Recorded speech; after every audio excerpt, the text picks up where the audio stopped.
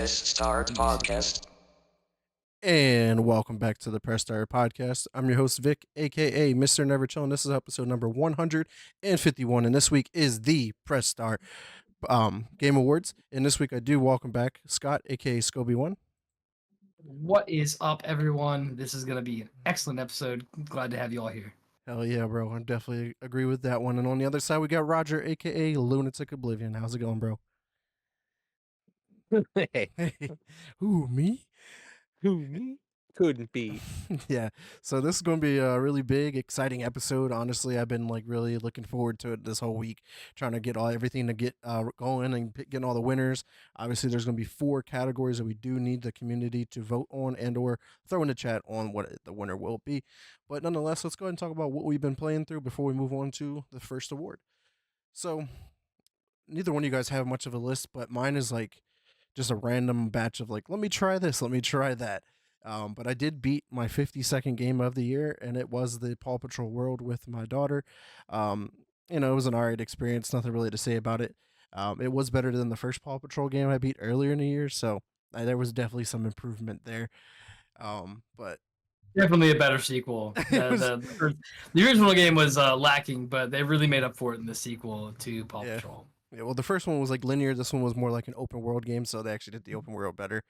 Yeah. But yeah, so outside of that, I was just diving in a whole bunch of stuff on my PS5. I was playing with the PS Plus classics and whatnot, the free games as well, Helldivers 2. But outside of that, Roger, me and you did play some Call of Duty Black Ops 6 Zombies specifically, and the new zombie map dropped, and we have officially already beat the new Easter egg in that. And what is your overall thoughts on it?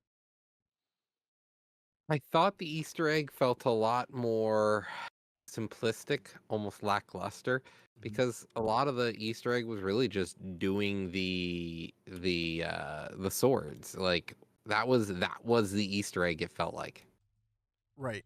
like Yeah, I feel like in comparison to Terminus, like Terminus actually felt like there was like a step by step like different Easter eggs and had nothing to do really with the Wonder Weapon except for like use it, like build it obviously, and then get the key card. But like the rest of the steps didn't have anything to do with it. Where this one felt like the entire thing was just get the sword, upgrade all the swords, get the incantations for all the swords, salute with the sword.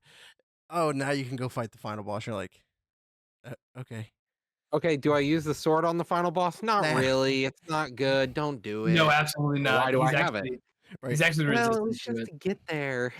Yeah, it was really weird because like the swords were really kind of underwhelming when it comes to like the boss fight because I think I used it once and that was it, and I was like, all right, cool, back to my regular weapon, and we just annihilated in our first run.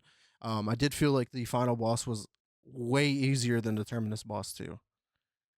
Well, that just goes to prove, honestly, that the real Easter egg was the friends you made along the way. No, I guess like more at the end, the cutscene. I'm not going to spoil any of it, but like the shocking twist that happened at the end of it, like during the main cutscene, and I was like, oh shit. And then like the Yeah. implications of where it's heading to, and I'm like, oh man, like this could get really really good, and I hope it does. But nonetheless, let's talk about some Warzone for you, Scott. Warzone and PUBG catch some dubs this week. I did. I got one in each. I got one in Warzone and 2 in PUBG. Okay, eating good this week That's with really winner chicken eat- dinners. Yeah, eating pretty good. Lots of protein in my diet, thanks to PUBG this week.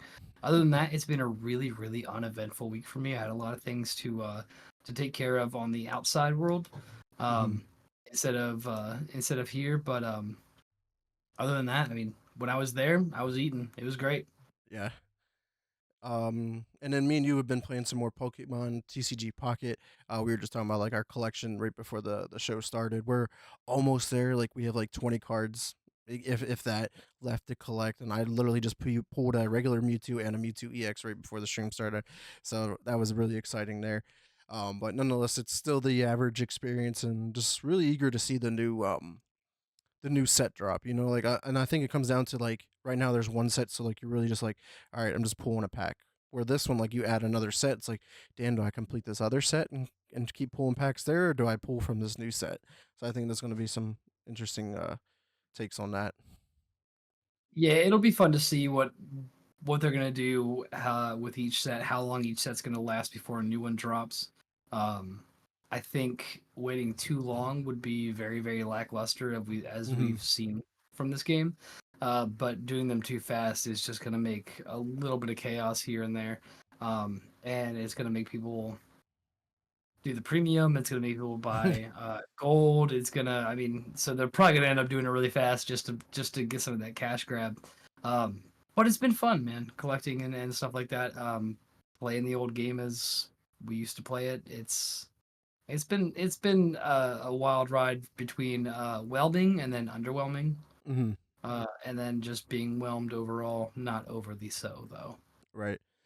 Yeah, I can definitely agree with that.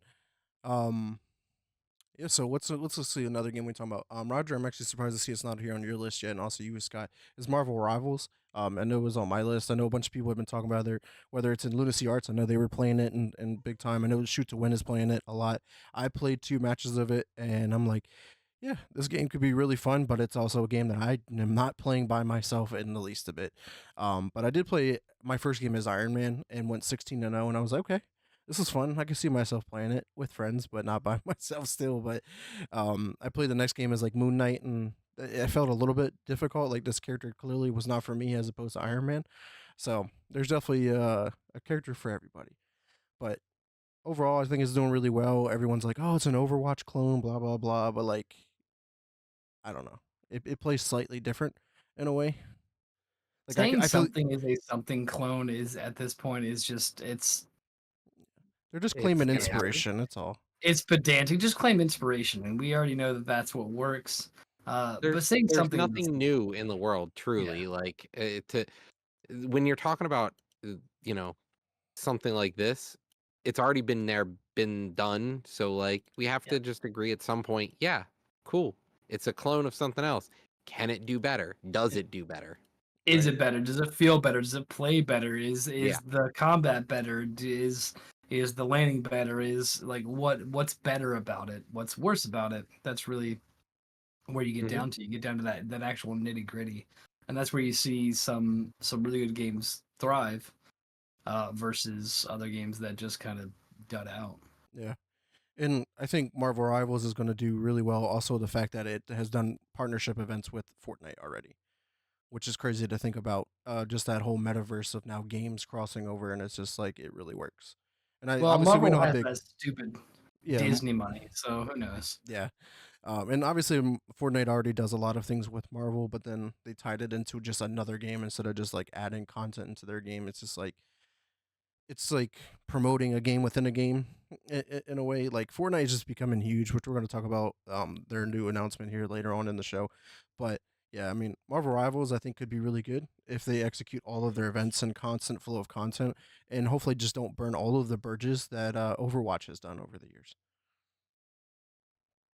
But that is all the games that I really wanted to talk about. But were there any other ones you guys wanted to highlight before we kick it off with the first award? You're muted, Roger.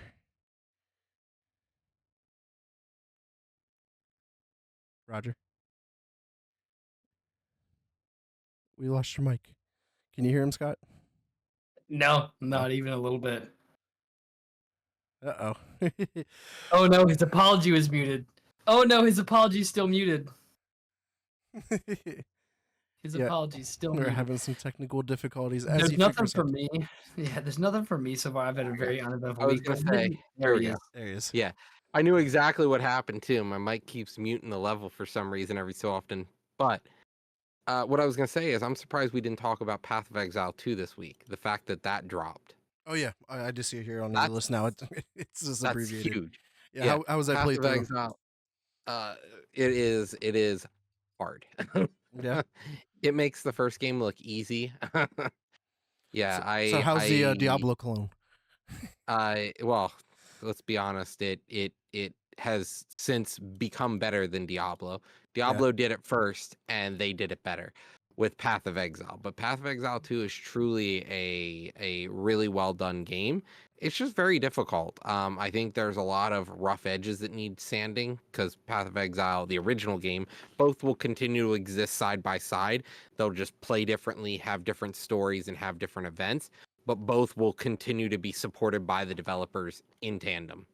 Yeah. The Good. game was off to a massive success with it. It peaked at Huge. 578,000 on Steam, and it currently has 404,000. So it's definitely doing really well. It's just going to come down to like, does that number stay up or does it crash significantly hard? I don't know, man. It's got the backing. People have already been loving it. They really have. I already have friends who are doing their own private servers or like trying to The leagues.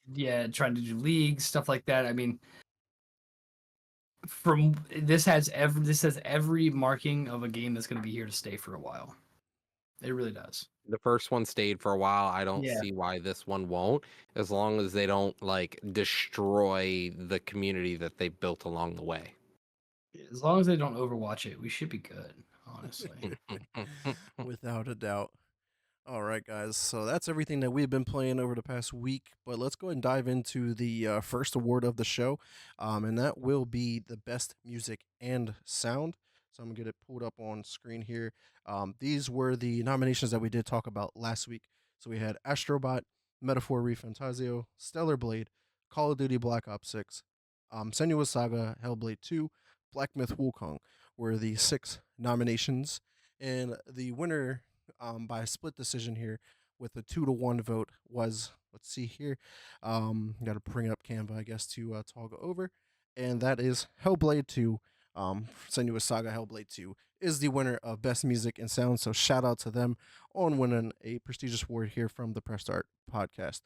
But yeah, man, I was actually one of the guys who actually got to play this game, and just this is a game that you cannot play without a headset. If you don't play with a headset, you won't understand the significance of winning this award because of how what they did with the sound was incredible. Like it literally took 3D audio to a whole nother level, and it just having those voices in your head, like the first game, was just phenomenal. And like all the voice acting, and then the environmental sounds, and then the music. I mean, whether it was from the boss battles or traversing the lands, and whatnot, this was just an overall fantastic experience. But Roger, I can't remember. Did you get to play this game at all?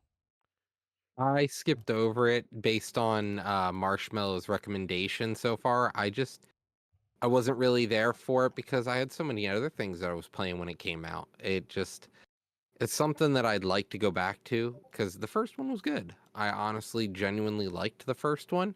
It just it plays more like a movie than a game, so you have to be prepared with that. Without a doubt, this is definitely a cinematic, like visual masterpiece in storytelling. You can almost per se say it's like a walking sim until you get to certain Mhm. like puzzles that you have to solve, the boss battles that you have to overcome, and whatnot. But yeah, most of the game is a lot of walking and listening to stories and finding stuff and whatnot. But yeah, it's definitely a very visually cinematic appearance because the game damn near looks realistic. Like I could like if you showed me real stuff and then showed me the game, I probably couldn't tell the difference.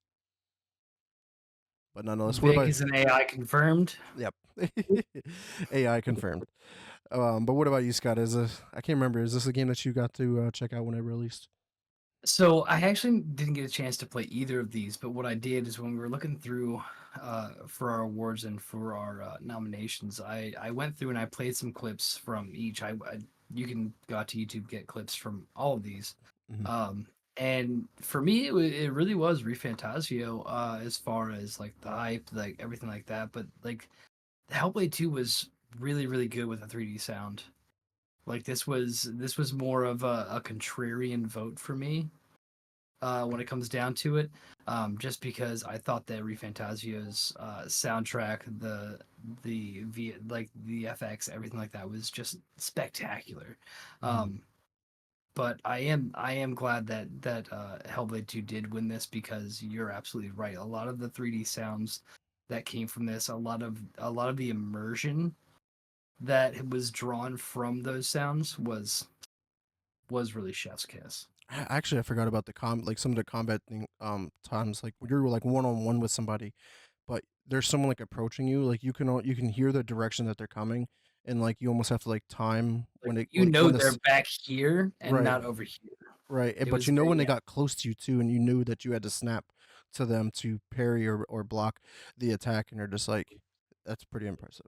the spatial sounding was very, very impressive with Hellblade 2. And it was It was impressive. It's really the end of it. Yeah, I don't have anything else better to give from that.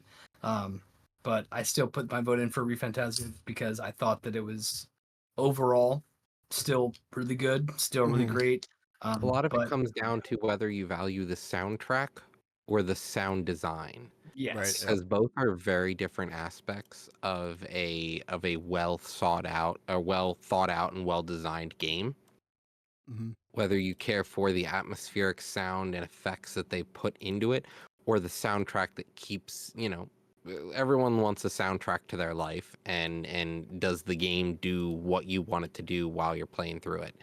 I think it really decides, whether we want to vote on better sound design or soundtrack. Yeah, that makes sense. I mean, speaking that's about fair. soundtracks, like Roger, we were just playing the new zombie map. They Hmm. release a specific soundtrack for that zombie map specifically. It's like 10 or 11 songs, and I'm just like, some people do value the soundtracks of games where they'll even go out of their way and just make a soundtrack for a just one level of a game because it's that Hmm. important to them. But yeah, definitely agree. Because sometimes like I rarely ever see this category get broken up into music and then the other one like sound design. But Hmm. this is one that, if there are enough in certain categories in each year, could be broken up into them.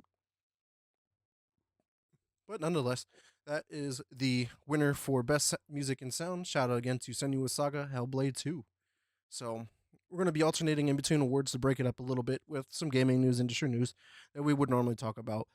But the first one is going to be in regards to Xbox. This is really just a quick update to the Game Pass service because you're getting a lot of games. They kind of announced like the full slate for December as opposed to breaking it up like half and half like they normally do. So, the first part of it, you're going to be getting Crash Team Racing Nitro Fueled for console that came out on the 4th for Game Pass Standard and Game Pass PC, or Game Pass Core. Then you have Forza Motorsport came to the series consoles for Game Pass Standard. Haunty came to Game Pass Standard, and Humanity also came to Game Pass Standard on the 4th. EA Sports World WRC came to Cloud, PC, and Series on the 5th for Game Pass Ultimate and PC Game Pass. Overthrown came to Cloud, PC, and Series on the 5th for Game Pass Ultimate and PC Game Pass. Indiana Jones and the Great Circle does come out tomorrow. It's already reviewing extremely well.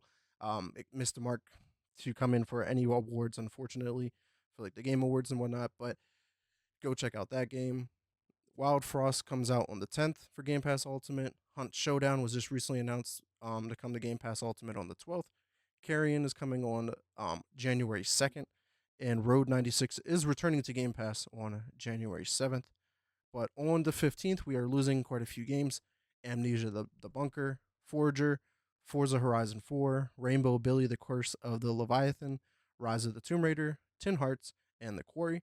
And then on the 31st, we are losing just a few games here. Blaze Blue Cross Tag Battle, Close to the Sun, Humankind, Lego 2K Drive, McPixel 3, and Party Animal. So, some good additions, some games leaving, but nonetheless, there will always be something to play on Xbox Game Pass. All right, guys, let's go and move on to the next game award of the show. So, Roger, I'm going to kick it over to you for Best Action. You Alrighty, want to talk guys. about the nominations for us? So, best action, we had 6 nominees. We got Black Myth Wukong, Black Ops 6, Helldivers 2, Stellar Blade, Space Marine, and Stalker 2. Space Marine 2. But with that being said, we've chosen, it seems almost unanimously here, Space Marine 2 Yes, as sir. our best action game this year. Yeah. Honestly, this game, hands down for me, was one of the best games I think I've played in a few years. I found myself not being able to put it down or want to put it down. Every Right. time you were like, man, I gotta go. I'm like, Fuck. ugh, why? Why are you like this? We played for like 2-3 It's one of hours those- and we're like, fuck. Yeah, the story was so good. I still have yet to beat all of the missions themselves, Mhm. but to beat the actual story, it was so good. It to me deserves game of the year, but that's We'll neither talk here about nor that. there right now. Yeah, I'm glad that during our last week's episode that we've discussed and confirmed to split up the category of action and adventure An adventure. into its Yeah. representative categories, because I think that kind of helped to make this decision a lot easier. Where yeah, Space Marine 2 by far was the best action game of the year. I don't think anything really It compares wasn't to an it. adventure game is the thing, and that's the real crux of it lately is how do you split the two? Like Hmm. it feels like you're jipping them. It's almost the same thing with the sound quality, Yeah, whether is it better soundtrack or better sound design. yeah, yeah. Because like a lot of times, a lot of games fall into it's a action adventure, or it's an action adventure RPG, and then like they start to fall into every single category. So that's in like what It games go might in what just be category. game of the year at this point. Like just So don't even the worry, game. folks. What we're doing here is we're actually splitting these categories. That way, next year when Hmm. they actually split the categories for the official awards, you'll know we did it here first. But yeah, Scott, you haven't gotten to Space Marine 2 yet, have you? I've Or been you playing just started? I'm Okay. about halfway through. Yeah, that's right. Between story and then playing some multiplayer, and this game fucks. It doesn't get any more crass or simple than that, honestly. This game is we spoke about it being linear for a bit last week, and there's a good reason it's linear. It's because it has so much shit that you got to push through. Um, it has it's not worried about being an RPG. It's not worried about being an adventure game. This is 100%. You get in, you do the mission, you have all of that excitement and the action during the mission, and it has been exciting every single moment of it. There's It only really has. two words to describe this game: rip and tear. Like Yeah, that's, yeah, that's what it basically. feels like That's every really second. that's really it. Because you just sit there and you just you go in and there's just hordes and hordes and hordes and you just fucking go through. And this is what you want from an action game. You don't when it comes down to pure action, you although this game has an amazing storyline so far, no spoilers. Um, you don't have to worry about doing anything else but getting in there and just fucking shit up. It really is just your linear drive of action, and that's what comes from an action game, and that's what makes a best action game.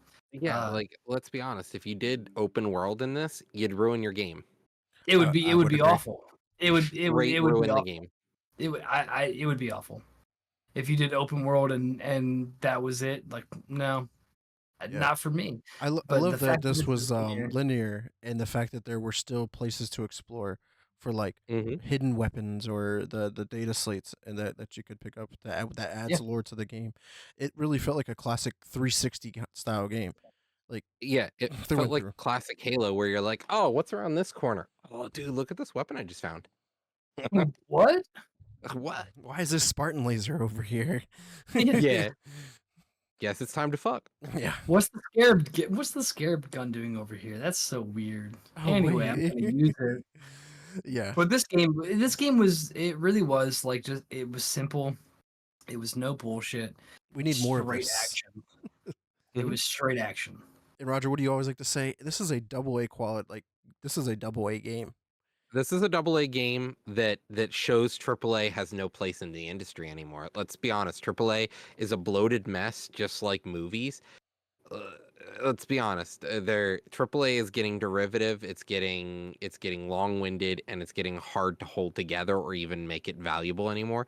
Mhm. This is a double A game that says, games are still have a place out there. Yeah. I couldn't have said it better myself unless I had said it myself. Yeah. Outstanding. All right. But once again, shout out to Warhammer 40K Space Marine 2 on Best Action Game from the Pair Start podcast. But let's go ahead and move on to our next topic here for the All gaming right. news. So PlayStation, we've got some software news. So PlayStation is adding new classic console themes to the PS5 for a limited time. Do you have an example of those for our viewers? I thought I dropped the link in here. Let me see if I can pull them up. Okay, I wasn't sure PS5. if you had it ready I to did. show. I can get them though. Well, obviously our Go ahead and talk PlayStation about it though. viewers who love the classic console themes Already know. can picture those already. They don't need anything They more. don't need anything. Yeah.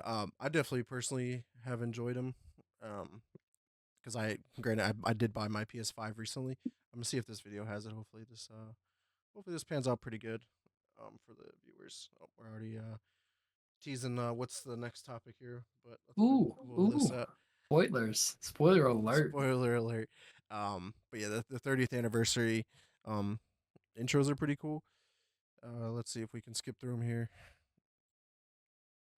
This guy might just show you how to do them specifically. Nope, that's the PS1. Um, it like puts the PS1 at the top of the screen. It also has the classic PS1 like boot up with the like white screen, and then it turns out to the black with the old school PlayStation logo. Now he has the PS2 one on, which is that's the one I currently have on my PS5 as well. Just has like those the towers, I guess. And if for a fun fact, if anybody didn't know, like whenever you did boot up your PS2 and all those like towers that would pop out of the screen, kinda, those are like your actual save data. Like if you actually had a lot of save data on your memory cards, the more of those you had. And I was just like, oh wow, like that's just Mhm. such a small touch that most people will have no idea that was the reason why. Yep. Um, Next up, he's showing off the PS3 with the like waves and whatnot. And also, what was pretty cool is like they use the classic sounds too, like when you're navigating the menus. Which, granted, the PS1 and two, if you really didn't really dive into your memory cards to clear out memory and stuff like that, you really don't really have an association to them. As opposed to like the PS3 and the PS4 sounds, are very familiar. Mhm. But what's killing me though about all of this is the fact that it's limited time only. So like at a certain point they will be removing it, and I'm like, why would you remove something like this? Because you put so much time and effort into creating something like this, just for you to be like, man, that's it, we're throwing it away. Dead. And it's like, like the fan base has been asking for themes on the PS5, and you finally give them themes, and you're just like, enjoy them while you can, because they're going away. So I'm just curious on why they did that, but hopefully with enough backlash they will change their mind. But did any of those kind of really excite you, or were they kind of underwhelming to you guys? I don't know. I don't really change the theme of my PlayStation, and by the time I get back to my PlayStation, they're gonna be gone. So, like, what's the use? Yeah. As the resident non-PlayStation owner here, this affects me greatly. This no, it doesn't. But it is nice to see that. It's nice to see that they gave that little bit of nostalgia back to its players. So you can always bump that, and you can always give that a high five. Yeah, without a doubt. All right, Scott. Let's go ahead and move on to the next award here. If we're best adventure game. Yeah. So for best adventure, we had 6 nominees this year. We had Astrobot, Prince of Persia: The Lost Crown, Star Wars Outlaws, The Legend of Zelda: Echoes of Wisdom, Silent Hill 2, and Tales of Kinzara Zao. I think out of the 3 of us here, we all almost unanimously decided that the best adventure this year was going to go to The Legend of Zelda: Echoes of Wisdom. Whoop whoop. This was just, it was pure classic Zelda with a little bit of a fresh take here. It had everything that you would expect from a Legend of Zelda game. It had your adventure, it had your action, it had the secret little doors that you could throw a bomb in. It had all of it. Their new hot twist, though, they made Zelda a girl in this, so that's a joke for official reasons. But it was a nice take on this, and it was a fresh it was a fresh take on an IP that had been here for decades, and a lot of people really enjoyed this one, and so far it's just been nothing but good things coming out of Echoes of Wisdom, and we've seen some of the gameplay. We've seen some of the puzzles they've had. It was classic, everything you wanted from a Legend of Zelda top down, and it really hit every mark that it tried to this year. Yeah, I have not much to say behind this game, just other than like this is a pretty welcoming surprise. Like no one really expected this game to even be announced, let alone released so quickly. Especially since we just had Tears of the Kingdom last year. Then they released this game, but obviously for obvious reasons that this wasn't a Zelda game at first, just so happened to turn into one at a later time. But it was a pretty cool experience, and then this was like a true adventure game, just from what I see. Like you could explore this massive world, and just be able to explore and literally just kind of almost like create your own adventure because of all the different things that you can create. They took those abilities from like Tears of the Kingdom, um, to like craft different things, like whether you're making a boat or a flying ship or some crazy creations. Like you're literally creating your own adventure with this game, and I could see why this game won the Press Start Podcast Best Adventure Award. But Roger, what's your takes on this game winning the award? Weirdly enough, it didn't feel like a AAA game from a AAA studio. It felt like the love and effort from a AA game. And I think that's what it's going to come back to for the next few years for us, even maybe just me. But the AA is where the love is. That single AA, you show where the game is not just about making a game, it's about making something that people want to play, that you want to play, not just making something for money. Yeah. 100%. It stops being about shareholders and it really becomes about like shareholders, people that give a shit about the fucking game and the IP that you're Mhm. making, and you're doing it for them, and that has been so well received with this game.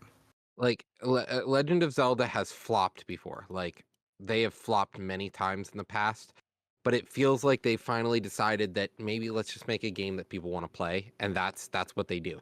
They did it with Breath of the Wild, they did it with Tears of the Kingdom, and now this. And it feels like, hey, we had an idea, but this idea was bad. Let's try something else. Oh, we have a brand new game now.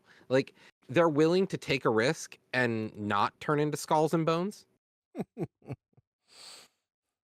Oh, I thought we were done talking about that one. It's either Oof. Skull and Bones or Concord. They're always going to get beat up on for some time. That's Yeah, I mean, it's it's gonna be easy. that. It's literally the easiest thing.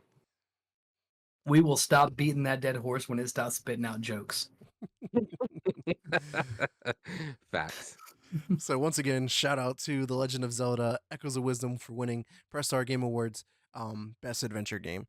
But let's go ahead and move on to our next topic here, Scott.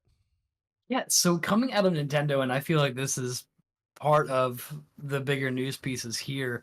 And I always love when Nintendo does this for me. I feel like they do this just for me on Sundays. So the NES version of Tetris is actually going to be added to the Nintendo Switch on December 12th. And this marks the first ever re-release of the NES version of Tetris. Tetris got huge last year with the esports that had gone on with Tetris, and we saw Someone the finally world beat records. Tetris. Yeah, exactly. We saw the world records that were broken and the world records that were held for decades, right? And then we actually finally saw the game's kill screen, which was the first time that had ever been reached. So yeah, Tetris it was already huge, but it had got even huger. So Yeah. huge. Huge. It got huger. You're gonna be so sick of being so huge, you're gonna be huger, and that's exactly what Tetris did.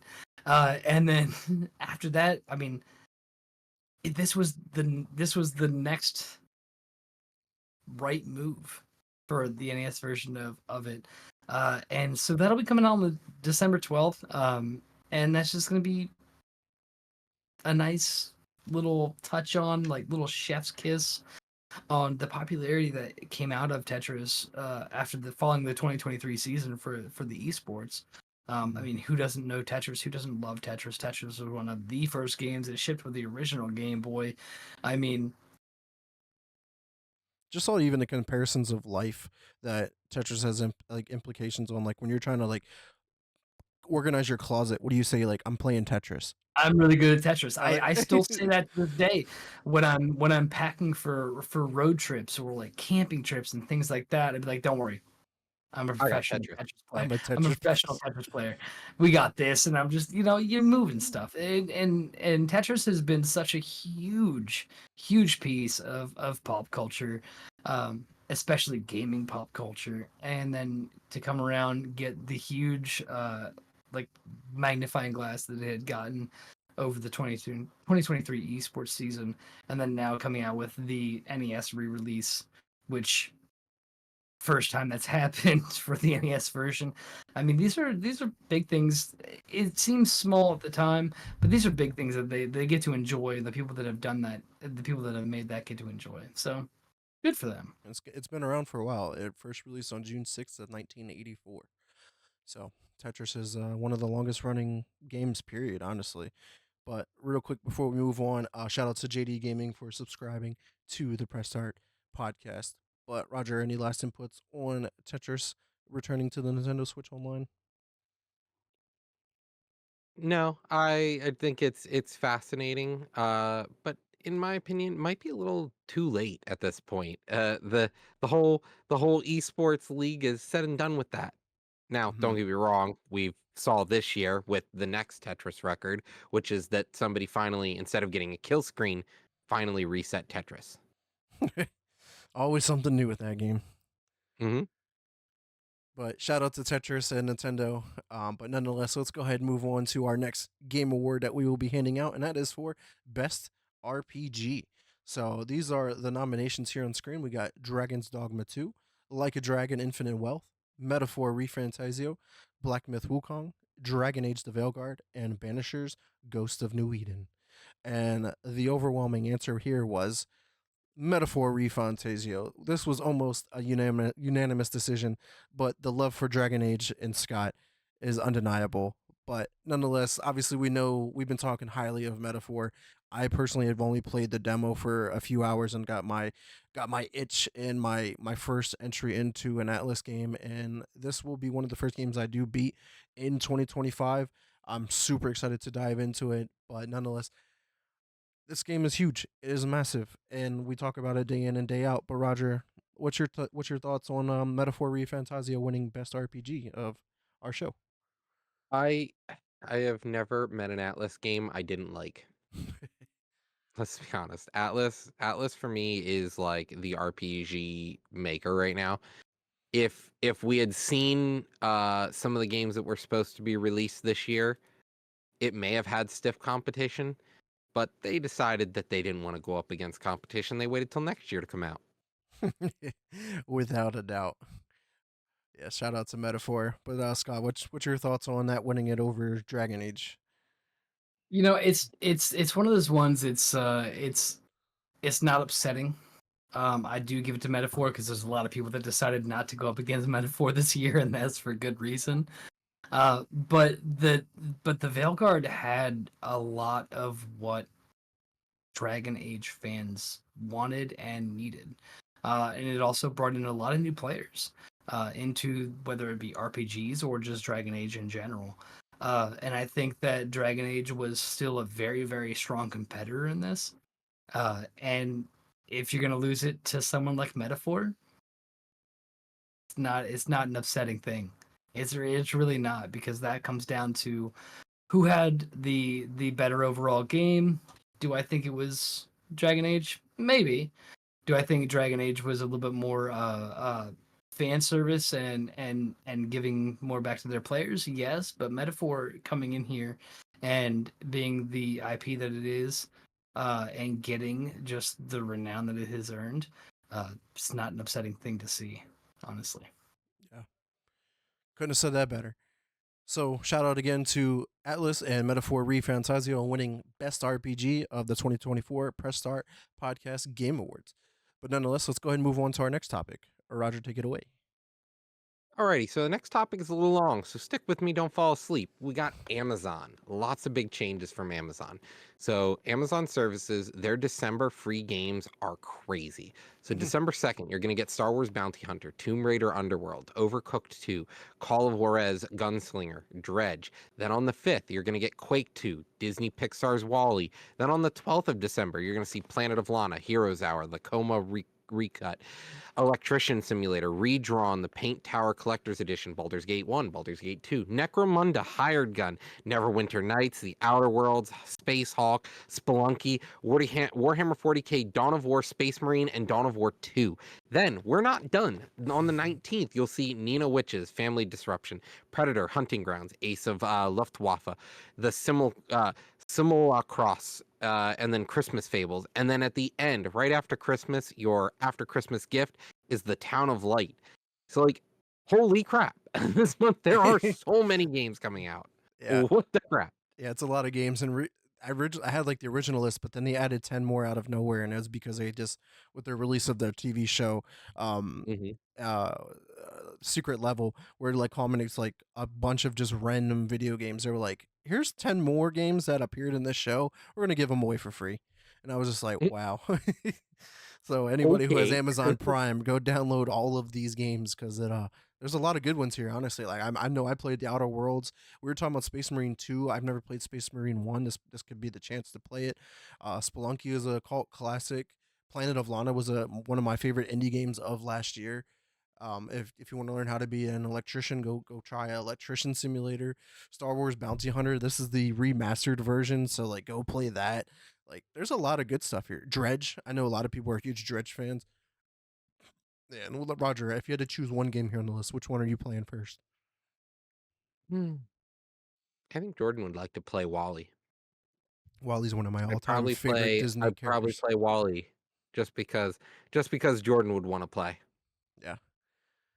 So we do not got Scott here, but that's all right because our next award here is for best sports racing and fighting game category. We did have to combine these because there weren't that many of each, but this is where we do need the community to vote. So I'm gonna get it up here on screen for the nominations. But before we guys start casting your vote, we will pull up who won our votes. So with that, um, we had college football 2025. That was my vote. Dragon Ball Sparking Zero was, I believe, Roger's vote, and then Tekken 8 was Scott's vote. Or I might have them two backwards. Yeah, have them backwards. But nonetheless, these were the three winners that we picked. Now we do need a community to vote on out of these three which one wins the best sports, racing, and fighting game from the Press Start podcast. So you can either type it in chat, but I will get a poll up on screen for you guys to vote here. Let's go ahead and create one here. Who wins? College football, Dragon Ball, and Tekken. And we'll just do, let's say, 2 minutes. Let's just give it a 2 minute poll. So the poll has been created. So go ahead and cast your votes or throw it in the chat on who should win this award here. But as that's happening, just want to talk about like just the year that these three games specifically, like how much it impacted like the games industry. Like college football, the return, the renaissance, or however you want to say it, from 10 years ago to now was just overwhelming. I think it's arguably still the top, might be the second best sold game of the year, or it still might be number one. But we can't say that without talking about Dragon Ball. Dragon Ball Sparking Zero was also one of the top selling games of the year, but that runs deeper than college football. Like the whole way back to the Budokai games and the animes before that, and just the Dragon Ball has been booming even with the TV shows lately. Like everyone's been talking about it, especially like with the newer ones. But this game, man, just brought back a lot of nostalgia. But for Tekken 8, Tekken 8 has been one of the greatest fighting games ever since the very beginning as well. So it was really tough to like single out which one of these three would really win. But Roger, what's your thoughts on these three games this year? Honestly, with it being such a weird category of games, it really makes it difficult to decide just one. But I think it's safe to say that I want to change my vote, I think, and I'd go with maybe Dragon Ball near now. It's a return of form. Fair enough. Fair enough. Sorry, just making sure my wife was engaging in this conversation too. But Scott, what's your thoughts on all three of these games and the impact they had this year? So you can't say enough about the impact that college football 25 had this year. Um, they had changed formats. They had updated so much in that game, and so many people were so excited for this game. And when it released, it didn't flop. They were very, very excited for this game. They were still playing it. Um, they they loved the game. They liked how it went. When it comes to pure fighting games, you also can't say enough about Tekken and the Tekken series in general. I mean, I remember as like 12, 11, 13-year-old me playing Tekken in arcades, and to see that Arcades, what are seeing those, that. Dad? Yeah, exactly. What are those? Nice. Okay, grandpa, let's get you to the home. Let's get you back to the home. But you can't say enough about the Tekken games and what they have done for the genre. But I think for me, the winner this year is Dragon Ball Sparking Zero, just because it had the hype, it had the playability, it had the mechanics that people were begging for a Dragon Ball Z game for a really long time. Sans Budokai, right? And this was like Roger had said, this was a return to form. This was your run of the mill but somehow better Dragon Ball Z fighting game, which you would think is really easy to hit every time, but as we've seen, it's not that easy. That it's not as easy as people would think, Right. right? And it takes a bit to not just scratch that itch, but cure the itch. And I think Sparking Zero really, really cured the itch for a lot of people when it came down to not just a fighting game, but a Dragon Ball Z fighting game. Um, and I think that's why it got my vote. Other than just being a biased fan of Dragon Ball Z, I took that completely out of the equation, because I think this pales still in comparison to some of my other favorite like Dragon Ball Z fighting games. Um, but I think what it had done this year was enough to warrant the award. Fair enough. And as everyone can see, Dragon Ball Sparking Zero has won the official vote here and has won the best sports racing and fighting game of the Press Start Podcast Game Awards of 2024. So shout out to them. But nonetheless, we can sit here and talk about these three games all night long because they were phenomenal games of the year. But we do got another game topic to hit up before we move on to the next award of the show. And with that, we're going to be talking about Black Ops 6, or Call of Duty, I should say, Season 1 Reloaded update. Just some quick ideas on what came with this. Bunch of bugs and fixes. Obviously stability stuff. But with that, we got new multiplayer maps. We got a 2v2 and a 6v6 map called Racket. We got the return of Hacienda, which came from Black Ops 4, I think it was.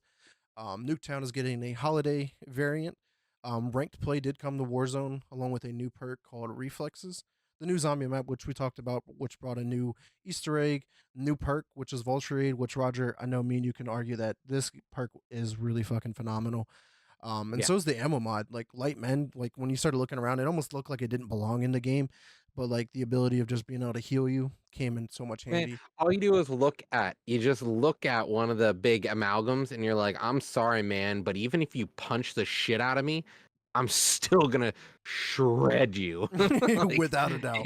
we're not even playing the same game. Yeah. The new enemy type 2, the gut doppelgas, which can turn into an amalgam, which was pretty cool. That motherfucker is fast. I know Al, who was playing a game with us, was calling them sprinters or something like that. I was like, Yeah. "You talking about the doppelgas?" He goes, "Oh yeah, yeah, cool." But no one has got to use the new field upgrade yet, Tesla Storm, because I don't think it's been unlocked via your challenges. Some people might, but I know we have not. It's a return of this one came from Black Ops Cold War with this field upgrade, so it's cool to see that. And it did bring the new wonder weapons as well, the bastard swords, which we were talking about. Like, they didn't really seem that cool. Like, they were cool at first, and we were like, "Oh, this is dope." And then like it made the perk melee macchiato like an important use. Then at that point, but outside of that, yeah, they were pretty underwhelming. Give me the Wonder Waff for DG2, and then we're called it a day. But also we got zombies training course and some new rewards, new augments. Shout out to El Gordo de Buenos Aires for the follow. Appreciate you. But we also get new augments for the perks, the ammo mod, and the field upgrades. There's new gumballs as well. New weapons. We're getting a new 50 caliber sniper, new Maelstrom shotgun, the cleaver for melee, and then some new attachments for the Compact 92. We get a 3-round burst mod. The XM4 is getting a 3-round burst mod. And then within that, we're getting a bunch of different LTMs: Holiday Rush, Slade Ride Resurgence, Ransack, Infectious Holiday, Jingle Hells on Liberty Falls, a bunch of events, which a couple of them are going on right now. But then they're doing a crossover with Netflix's Squid Game 2, which looks pretty cool. I'm really eager to see what they do with this. But yeah, man, Call of Duty came out swinging season one, man. From the first part, it's a part two here. We're with Reloaded. Off to a great year. Any thoughts on season one and season one Reloaded, guys? You're not gonna bring me back. I hate to say, Just zombies, just zombies. That's it. zombies is where it's at, man. Yeah, some of those events I though, mean, you said you might stick around and try and do like the gumball event and whatnot to get those nice awards, the rewards for doing it. But what about you, Scott? I'm already still there, so I wasn't gonna leave just because they reloaded it. But it is nice to see some decent additions that come with a season one Reloaded for this. Yeah, that's all I got. Yeah. Real quick, the chat. Does anyone here speak Spanish? Because I feel bad at not being able to answer this gentleman or woman here. I took Spanish 2 years, but that was in like freshman and sophomore year. But I if anyone gotcha. can drop that into a translator and see if we can answer his question here. But without further ado, let's go ahead and move on to our next category here for our award. Let's kick this one to Scott since he is the king of the proper pooper. So take it away and talk about the nominations here. I can't explain how happy I am that you gave this to me because there's one thing I do, it's poop, and if there's one thing I do better than that, It's it is proper play pooping. games. It is play games while I do it. So what we call the best proper pooper originally was set as the best mobile game, but over the years we've gotten a little bit more of like, what are you playing when you're pooping? What are you playing on mobile? Because those tend to be a little different. So for our best proper pooper this year, we have another 6 nominees that are all great nominees, but we have Pokemon Go, we have Pokemon Trading Card Game Pocket, we have Balatro, we have Zenless Zone Zero, AFK Journey, and Star Wars Hunters. And it looks as though we have a 66.66% repeating, of course, unanimous decision for Pokemon Trading Card Game Pocket. Whoop whoop.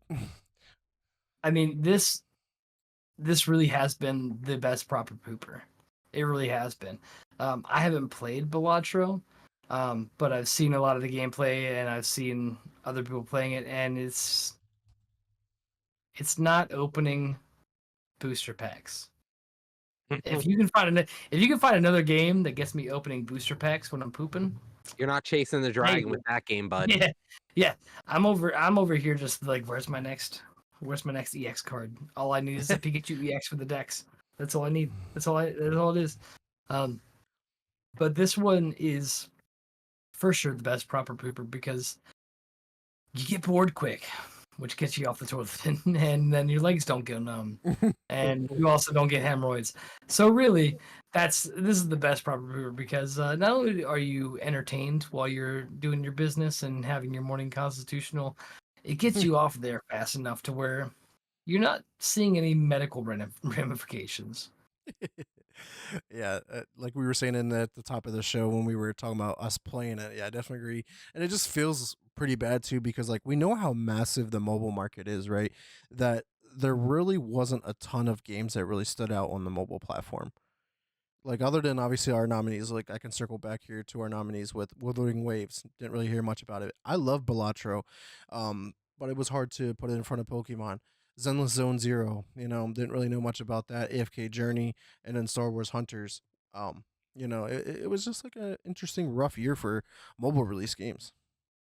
Because I think, if I'm not mistaken, one of the Resident Evil's remakes got released onto the mobile market, but it really didn't do well. Like, who wants to play a full-length, feature-length game on your phone? I'm sure there's tons of people. It's just not in our.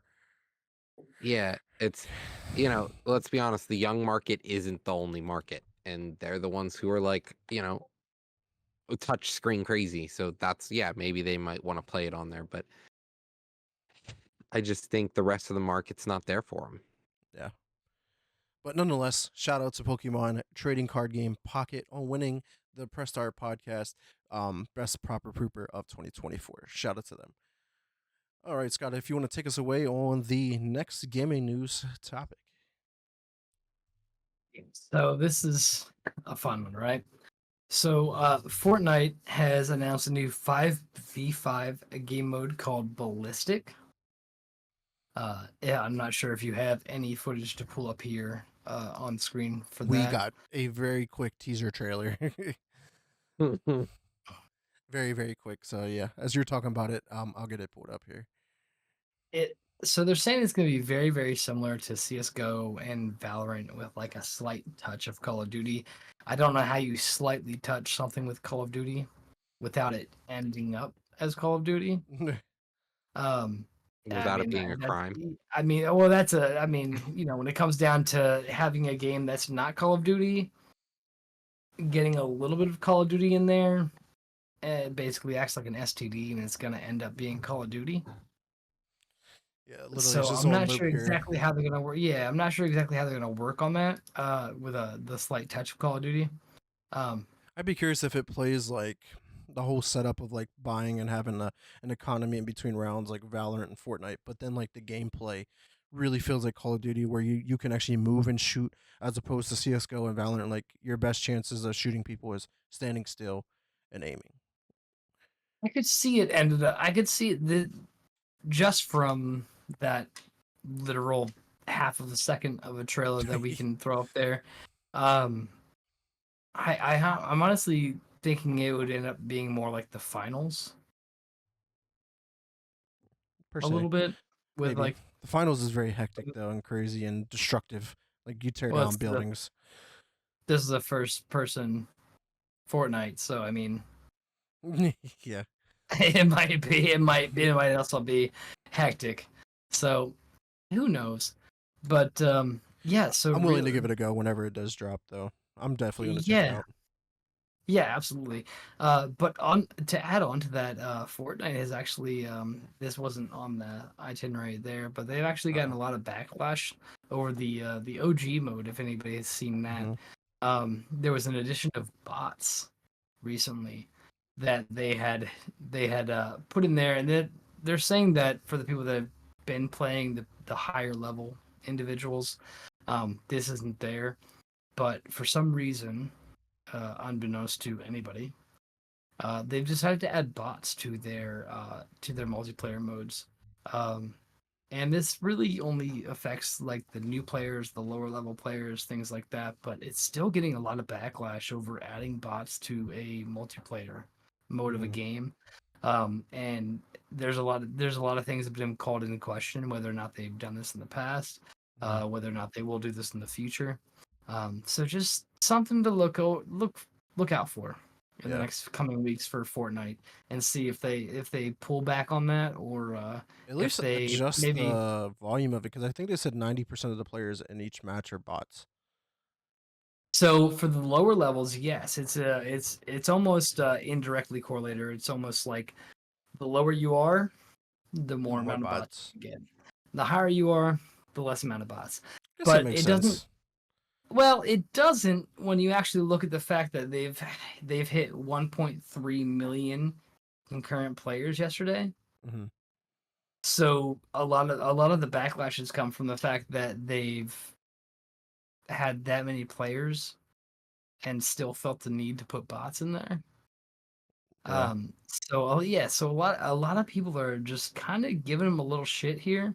I'm sure there's been a decent reason. We just Yeah. haven't seen I'm just it gonna yet. play the devil's advocate here. Is that the average gamer probably doesn't even know that they're playing against bots. We know it because we covered it in day-to-day news. We're neck deep in shit of video game news. Is that's why we know it. So like the average players is like, oh, I'm winning. I'm catching dubs. Like I'm winning Oh, you Fortnite. winning, son? Oh, yeah, I'm- Dad. and I I'm am. And guess what? I'm going to keep coming back to your game because it's a sense of winning. It got to a point in Fortnite or any of the battle royales where I like, excuse me, I have not won a fucking game in I can't tell you how many matches. You know how like then it comes the next day. It's like I really don't want to play because I don't want to sit through 2 hours of playing a battle royale and not winning a game. You catch somebody on one of those. Oh, I won. I won again. I won again. Hey guys, You mean Scott every week? we're not stop playing until we lose. Like you remember those days? We're not going to stop playing until we lose, and here we Yeah. are 10 hours later because all we could do is fucking win. And guess what happens when you keep playing and you keep playing and you see someone else's skin? You're going to spend money in their shop now because you want that skin because you're playing more. Like I can see why the average consumer makes fucking perfect sense because they're going to keep playing, and beating bots is really a cakewalk. But like them pro level players, yeah, no one wants to play in those lobbies. That's not fun.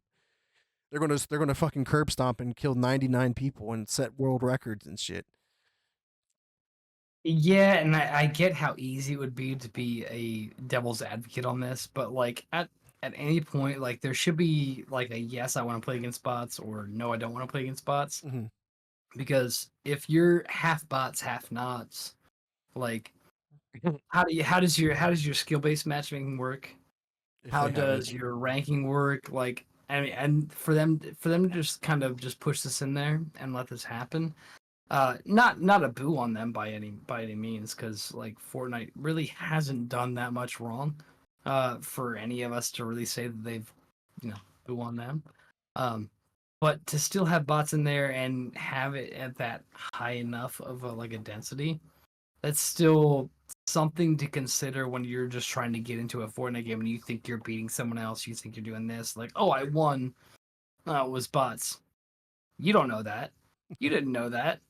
That robs your win. yeah, Like you should have a chance to enable or disable bots like in your lobby if you're playing at that low of a level. right. It should be like a setting, like if you want to play crossplay or not.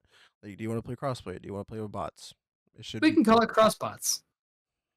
That phrase is now trademarked. Thank you, Fortnite. Yeah, I definitely agree. Well, let's talk about something that we all have been agreeing on, where the industry needs to do an adjustment on the Game Awards show, the official Game Awards show next year, is that there should be a category for best DLC, and that is what we're going to talk about now. So, Roger, take it away. All right, so we got 6 nominees we talked about last week. We've got Elden Ring, Shadow of the Erdtree, Destiny 2, The Final Shape, World of Warcraft, The War Within, Diablo 4, Vessel of Hatred, Final Fantasy 14, and Final Fantasy 16 both had DLCs this year. So, without further ado, it looks like we've chosen Diablo 4, Vessel of Hatred. Shout out to Diablo 4 on winning Vessel or with Vessel of Hatred for Winning best it. deal. Yeah. For winning it all. Yeah, taking the place. This was a really big surprise here, honestly, because obviously we know the mammoth of Elden Ring Shadow of Erdtree, but we kind of had our discussions on why we don't think it's that great of a DLC, no matter how big of a DLC it is. But just to talk of Diablo 4's Vessel of Hatred just throughout the gaming community was just untouched, I think, outside of Erdtree. Erdtree was very controversial. This was just a lot of excitement, reinventing the game. I mean, Roger, me and you talked about it week after week when you were playing Diablo 4 very consistently. You're like, this game feels different like every single week I play the game.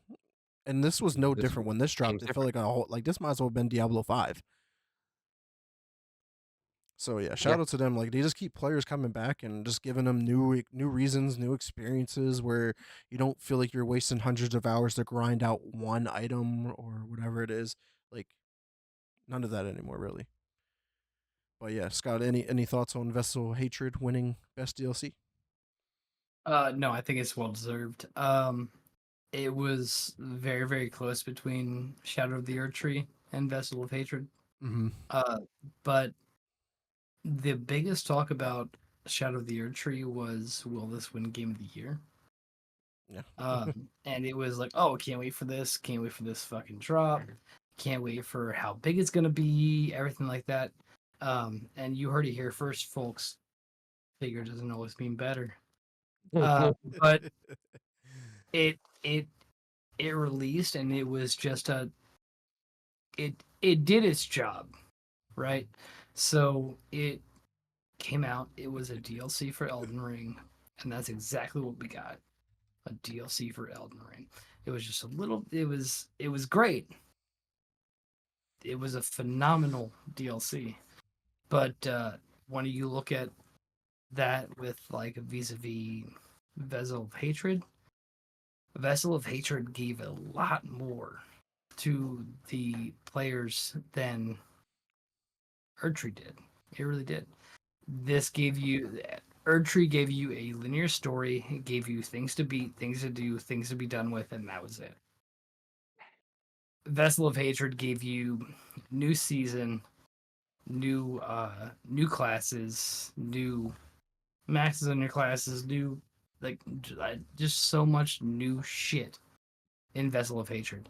And what it did is Vessel of Hatred also brought in new players. Shadow of Erdtree really didn't do that. So Shadow of Erdtree was like, hey, we're gonna keep going with what you've already gotten. And then Vessel of Hatred was like, hey, here's some plus ups on what you've got and a few extras.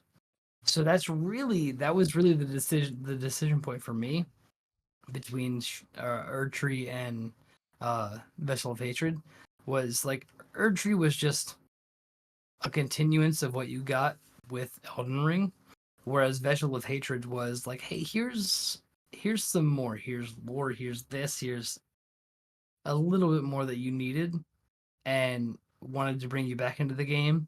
And Vessel of Hatred really actually saw the biggest pullback of players from the original release of Diablo 4. And that's really what wins it right there. Like, bringing players back just for your DLC. Yeah, it felt like the game was getting better and is Yeah. getting better. It's like they're trying to actively make the game a better game. Right, which is crazy to think because the difference between like their seasons, which brings in like new takes on the game, like a lot of content, but then they released a DLC expansion, which is bigger than their seasons per se, but like just on a whole nother level, is just insane to me. Where like you had Elden Ring, and then you had Shadow of Erdtree. Like you didn't really do seasons. They didn't keep you playing the game other than what was already there, which was a lot. Don't get me wrong. We all know Elden Ring was a massive game, one game of the year already for a reason. But Shadow of Erdtree just seemed like it missed the mark on everything that the DLC should have did. We've already learned, Roger, me and you personally. Yeah, I mean the game already is a blank in your mind. But Dying Light 2 said that it had 500 hours of content. But like you said, Ain't nobody got time for nobody 500 hours nobody of content. needs 500 hours of content. We need like 10 hours of great content that I can talk about and enjoy. 15 hours, 20 hours, not 500. And that was also I think the issue with Erdtree is that they basically made a whole nother game but made it a DLC. Mm-hmm. And that's It where really the became it really came down to less is actually more in this scenario, just because adding so much shit that nobody cares about becomes irrelevant. But if you really focus down and you get to the core of what your game is and what people want and what you can add to that to make them just a little bit more happy, like that's really what Vessel of Hatred did. yeah. Shout out to Blizzard and Activision and Xbox now for Diablo 4 Vessel of Hatred on winning Best DLC from Press Start Podcast Game Awards of 2024. But let's go ahead and move on to our next gaming topic here with the next one here from me, Roger. And this is technically a PlayStation topic. Yeah, so Gran Turismo, my first Gran Turismo. Sony revealed a free-to-play introduction game to the series. It will be releasing actually 2 days ago. So if you've ever played Gran Turismo, now's your chance to play the series. They have an introductory game. Do we have any video of that, Vic? I can get that up. Yeah, most certainly. I didn't have it Called- planned, but we can. Called Baby's First Gran Gran Turismo. Turismo. Yeah, I'm actually really surprised that they even made like such a game as opposed to just putting out like say like a demo for Gran Turismo 7. I think that Yeah, could it's probably a went over really free well. downloadable demo on the store. It hit the like just so you're aware, Gran Turismo started in 1997 as the real driving simulator. With this will teach you a few different things, and it walks you through how to play the game. It goes from introductory driving called the License Center. You then move to music rallies. You can do races, time trials, then practice runs, and it kind of allows you to learn the game with a very bare bones version of the game. Yeah, I just grabbed some gameplay from IGN. Shout out to them for supplying the content here. But Yeah, it almost looks like they just ripped out some very bare bones things, like you were saying, from Gran Turismo 7, but like packaged it into its own little thing. Hence, Yep. get a demo is exactly this another term for it. But PlayStation, I guess, wants to make things a little bit overly complicated in a sense. Um, Hmm. but you know, it is what it is. At this point, it is pretty cool to allow players to check this out because, like, obviously, we know like Gran Turismo was great at its time, but it's been struggling over the last few releases.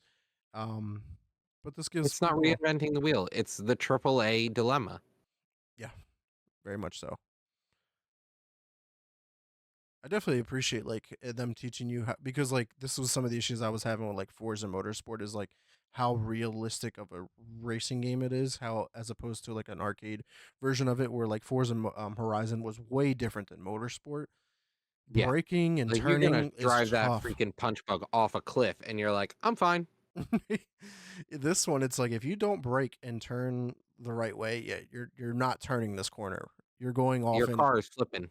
yeah. And I like how it's like teaching like when to brake, how long to brake, when you can let go into it, like ease off. Like those are in Motorsport too. I because I'm that's my only reference because I've never played Gran Turismo, and they kind of like follow the sense with the line on the ground, tells you when you can go slow, it turns green when you should go fast, like that kind of stuff. But nonetheless, shout out to them for trying something new, trying to get people more engaged into their Gran Turismo series. Can't knock them for trying. All right, let's see here. What is next here on the docket? We do have our next award, and this is another community event where we will need you guys' support on casting a vote. So I'm just trying to get this video off my screen here. No longer need that. Thank you, IGN, for that one. But the next award will be Best Indie Game. Um, so we got Animal Well, Neva, Creatures of Ava, Still Wakes the Deep, The Plucky Squire, and Balatro. But if I'm not mistaken, we did sub out the first one for Botany Manor. I think. Yeah, I think we went Amawell for Botany Manor. Um, yeah. So let me see if I can get. So we know Animal Well was in consideration, but nonetheless, we had to swap out for Botany Manor. With that though, we had a three-way tie: Botany Manor, Creatures of Ava, and Still Wakes the Deep. This is where we need the community to come in and vote again. So I will get the poll up on screen here along with typing it into chat. So go ahead and do that. And let's get that poll up. New poll here. Who wins? Well, once you have that done, Vic, why don't we move on to the next topic Yes, sir. while people vote?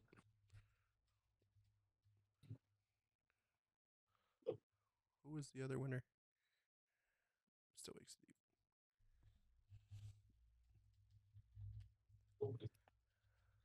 Am I in charge of the next topic? I assume. You Yeah. are. Yay. My favorite. All right. Poll should. You want me to handle it? I should be good. Okay. Appreciate it.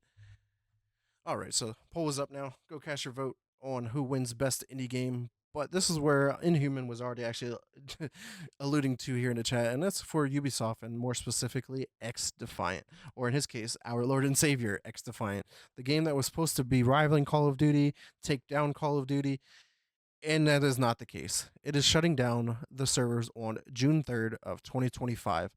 No new downloads or player registrations as of December 3rd, so you're no longer to play if you have not played it. Season 3 will still be released though. Refunds will be given out for the Ultimate Founders Edition, and any purchases made within the last 30 days will automatically be refunded over the next 8 weeks. On top of that, due to this, they are shutting down 2 studios and laying off over 200 employees. It's already been a rough year, past couple years. Sad to see here. But this is all in potential due to more of a rumor, more of like a we are trying to restructure our entire company so we can become more purchasable, and they are looking to be bought out by Tencent, unfortunately. This is with a sad news because I invested a ton of time, a good bit of money into X Defiant.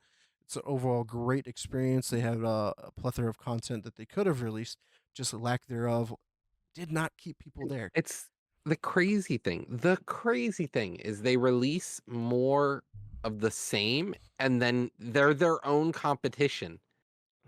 Like they own one of the best games in the genre, and they're like, let's throw another one in there.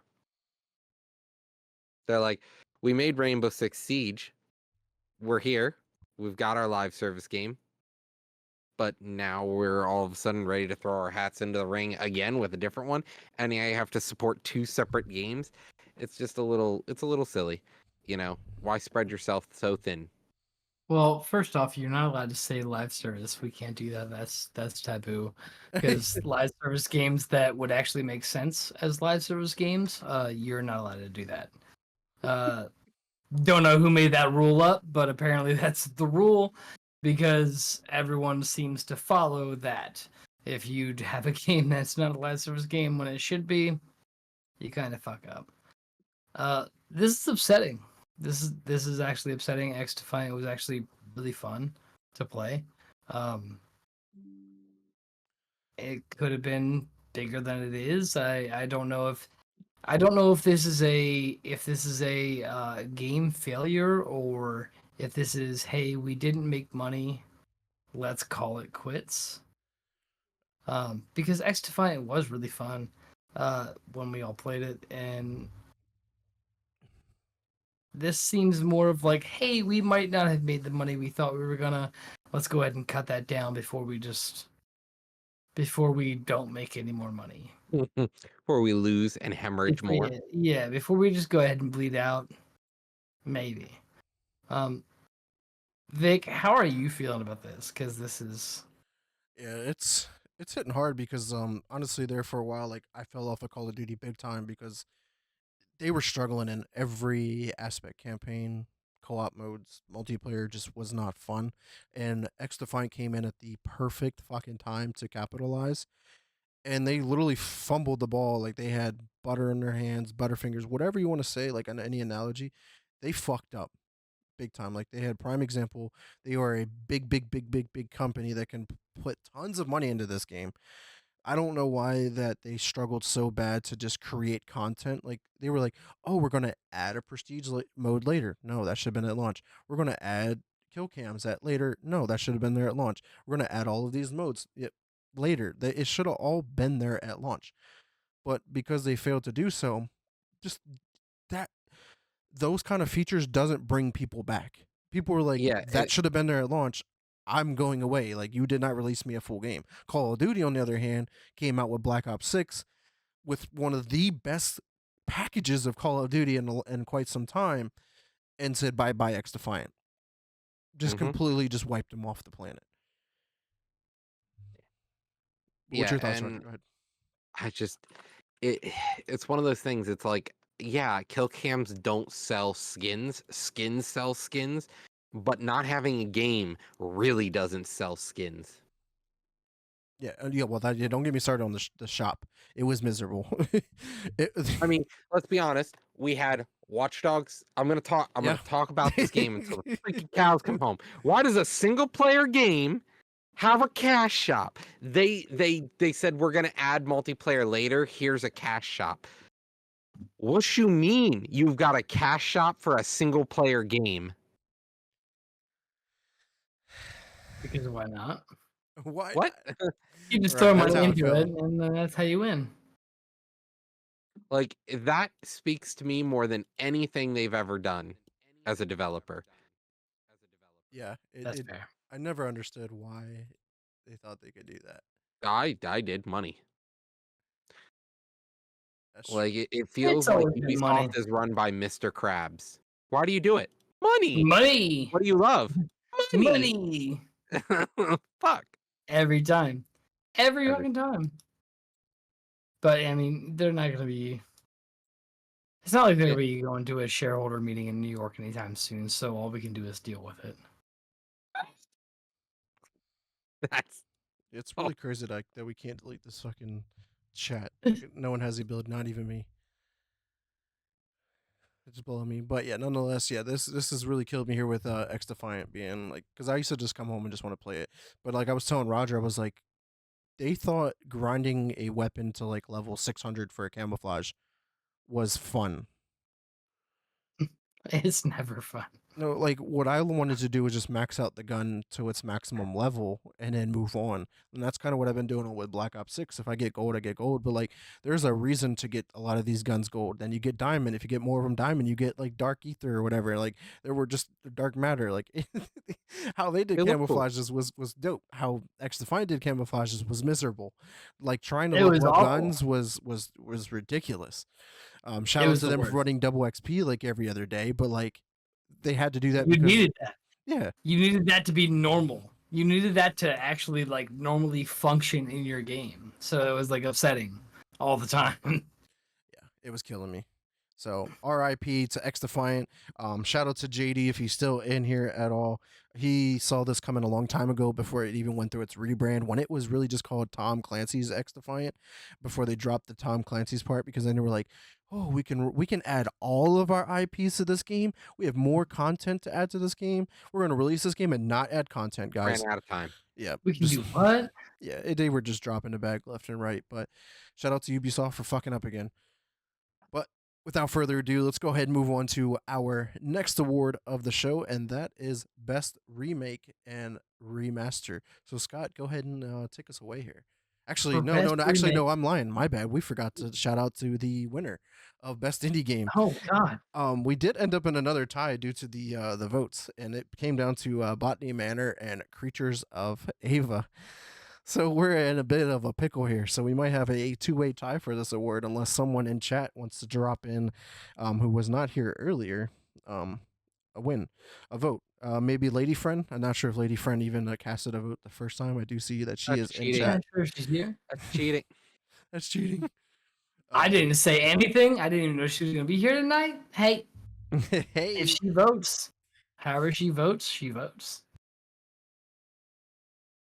If she votes, So yeah, yes. I didn't think we'd hit that. Lauren voted Botany Manor. video now. Did you guys also cast votes? Wow, using government names and everything. Yeah. Oops. Lunatic I- Oblivion I- and Scopy. I still went for Still Wakes the Deep. Yeah. Yeah, I'm gonna keep it there.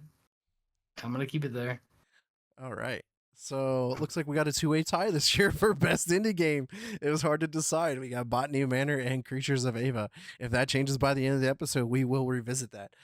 But let's go ahead and move on to our next category here. We have a category that should be in all award shows moving forward, and that is the best remake / remaster category. And if there are enough, you can split these categories up into their own individual ones as well. So Honestly, Scott, go ahead and take away. It should be its own category, and the fact that it hasn't been for the past fucking decades, but this has been begging for its own category for at least 5 years, at least at this point. But coming out of our best remake and remaster nominees are Silent Hill 2, Paper Mario: The Thousand Year Door, Final Fantasy VII Rebirth, Brothers: A Tale of Two Sons remake. No, we have Persona Reloaded. I've just been informed. Last of Us 2 remastered, and Dead Rising Deluxe remaster. So, out of those 6, Vic, what are you thinking? I don't know, man. Maybe a shout out to a cult classic, a Final Fantasy VII Rebirth winning this one here, guys. I have not played this game. I do know that it has done really well. Definitely far better than Final Fantasy 16, their other game. But this game also kind of missed the mark in terms of sales, just because it was a PS5 exclusive, and obviously we know the issues there with Square Enix, and they're moving forward not doing that anymore. Because a lot of people are missing out on a fantastic game. It seems. I never played the original, but now being able to play the remake, I might want to do it because I have a PS5. I have PlayStation Plus, and with that, it includes the Part 1, which is like the integrated remake, like whatever the hell he named it. I can play through that, eventually get through Rebirth, and then play Part 3 in the end. But nonetheless, shout out to Be a Final long Fantasy year. VII Rebirth. Yeah, it would be. But Roger, I know you're a big Final Fantasy fan. Are you excited at this one? And are you looking forward to Part 3? I still have yet to beat part 2, but it's very fun. It's fun every time I try it. I really think they did a good job in remaking this game and bringing it to an audience that is today. Um, the game was dated, you know? It's a classic, but it was dated. Now, I think the way they rebuilt this game, it didn't feel like a cop out with some of the other Final Fantasy games we get. It did Mhm. genuinely feel like a good game. And what about you, Scott? What's your thoughts on Final Fantasy VII Rebirth winning best remake and remaster? Honestly, I can't mirror Roger's comments enough. Like this was a good it was just a good remake. Like we've people have wanted from Final Fantasy 16, like they haven't gotten the game that they've wanted for a long time. This is a really good game for people that have learned about Final Fantasy, whether it be through Cloud Strife or any other means. But like this was for a long time, this was the Final Fantasy game, right? Like Cloud would show up in other games like Soul Calibur and things like that. Like Cloud was all over the place, and Final Fantasy VII was all over the place, and this was an excellent chance to bring the game to a more modern light. Because yeah, the game was weird. It was a mess sometimes, and for them to go through, remake this, address those grievances, and put out the content that they have, uh, this is an easy win for them. So obviously, moving forward, I think every year there should be a remake remaster category, and within that, sometimes they can be split up. We were kind of talking about it either off show or even the previous episode that remakes and remasters are here to stay, and it's an easy sell for companies. It's cheaper to do, so I don't think that they're going anywhere. I just think they need to have their own category because these games have already been made before. They can be remade again in any which way capacity, whether it's a remake or a remaster. We know the differences, but falling into game of the year should not be a thing. But remake remaster category is perfect for them. But shout out to Final Fantasy VII Rebirth and Square Enix. Can't wait to play it on Xbox. But without further ado, let's go ahead and move on to the next topic here, Scott. Let's talk a little bit about Steam. They have broken their concurrent player count yet again at 39,205,477. That is six and a It's a lot of half million more than December of last year. it's a lot of players. That is way too many players. There's way too many people that just aren't working as a I don't know. Who knows? But that's a huge number, man. That is a record to just I would say to beat, but they've already beaten it. But that is just insane. Yeah, it's definitely quite impressive. We obviously just see the increase of one either PC gaming or just gaming in general just becoming bigger and bigger year over year. Because maybe these 6.5 million players that have transitioned to PC may have came from console, or this is the first time ever gaming, or and their first choice was a PC and they're playing on Steam. Roger, what's your take on the almost 40 million concurrent players and the increase of 6.5 million from last year?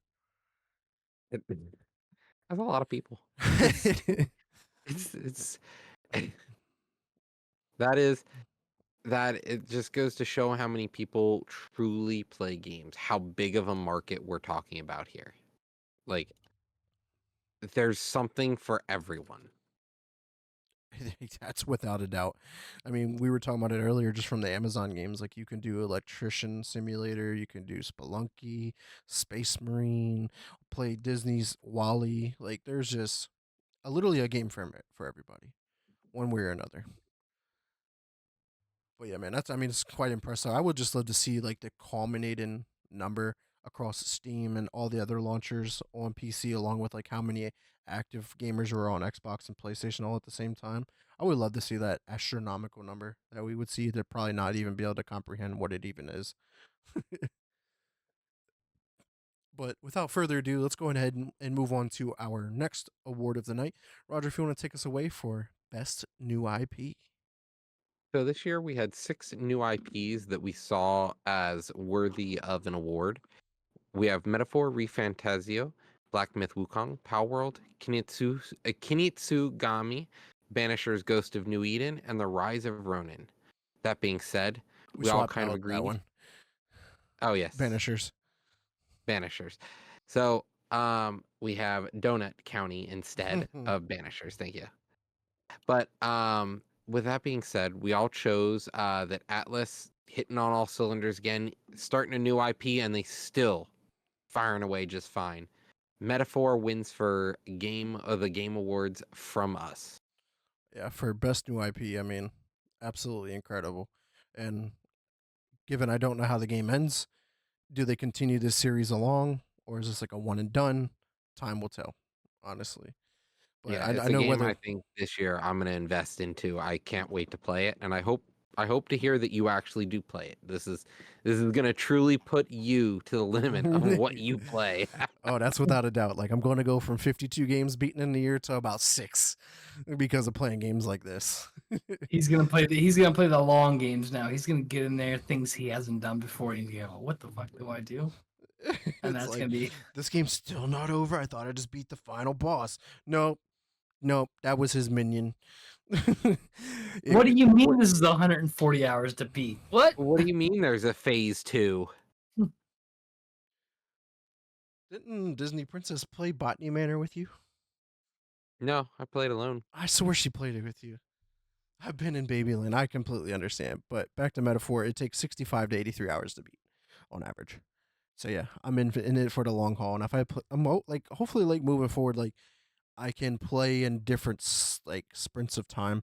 Because like right now, I usually tap myself to playing story mode games for about an hour to an hour and 15. Like now I can hopefully play for longer at some times or shorter for some times, but like not be tied down to like a specific time frame because I don't really plan on uploading these playthroughs to my YouTube channel, especially because of how long they are.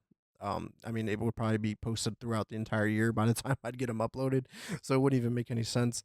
But yeah, I'm really, really looking forward to playing this new IP from Atlas. I mean, Roger, I can even remember when it was revealed. We were like, "Oh, are they announcing Persona 6? This is Persona 6, right? This is Persona 6." Metaphor ReFantazio. We're like, Nani? You're all okay. like, what is this? New phone, who dis? It's like, all right, cool. Looks like we're playing a new IP from Atlas, guys. And the fact that like Xbox had all of the marketing rights to this game was like perfect. Like fucking phenomenal. I wouldn't be surprised if this shit comes to Game Pass sooner rather than later, and that would be so huge. So don't have to buy another game. Huge. But again, we do want to shout out Metaphor ReFantazio. But Scott, I know you stepped away. Do you want to have any final thoughts on Metaphor winning new IP, best new IP? Honestly, my vote was for Black Myth, but at the same time, that's still just another Souls-like, even if it's more forgiving. And it was great. It was very well received, but man, Metaphor has been just a hard game to beat. For really any of the categories that we've had, and best new IP, that's a given. It really is at that point. I was being once again more contrarian on that, being like, well, yeah, maybe, but Black Myth was pretty cool too. Have you seen this thing?